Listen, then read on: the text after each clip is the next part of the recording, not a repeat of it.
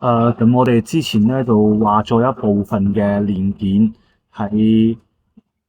呢一個虛擬嘅零部件入邊啊，我哋提到咧，而家就話咗呢幾個零件啦。嗱，咁呢幾個零件咧，我哋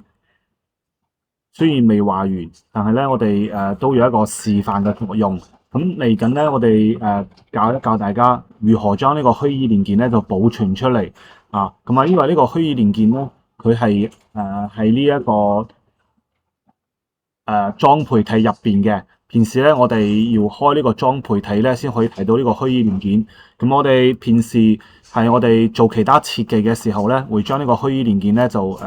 即係將呢個零件咧就單獨拎出嚟啊，進行其他零件嘅設計啊。其實都好簡單，我哋只要連存啊喺呢度啊，連存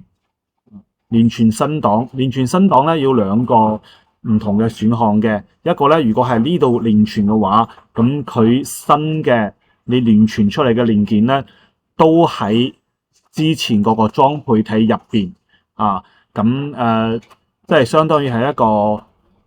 都係附屬於之前嘅裝配體，只不過咧就唔係個零件保存咧，就唔係保存喺裝配體入邊，係出面一個單獨嘅零件。如果你係連存一個副本嘅話，咁呢個零件咧就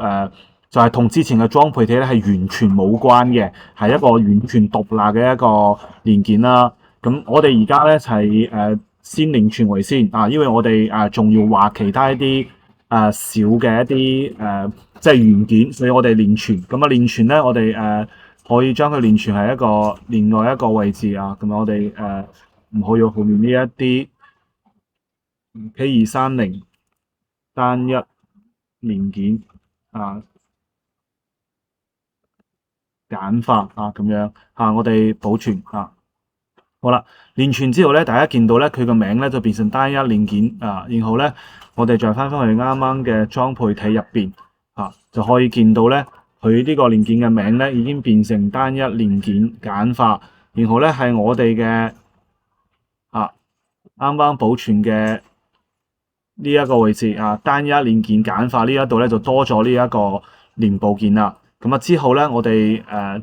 再入嘅時候咧，就比方我刪咗呢個裝配體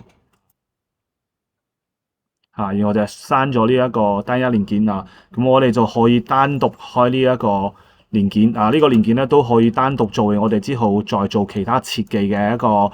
即係一個基礎嘅零件嚟用啊。咁啊就係啱啱就教咗用虛擬零件咧，就變成一個單一零件嘅一個簡單嘅課程。好。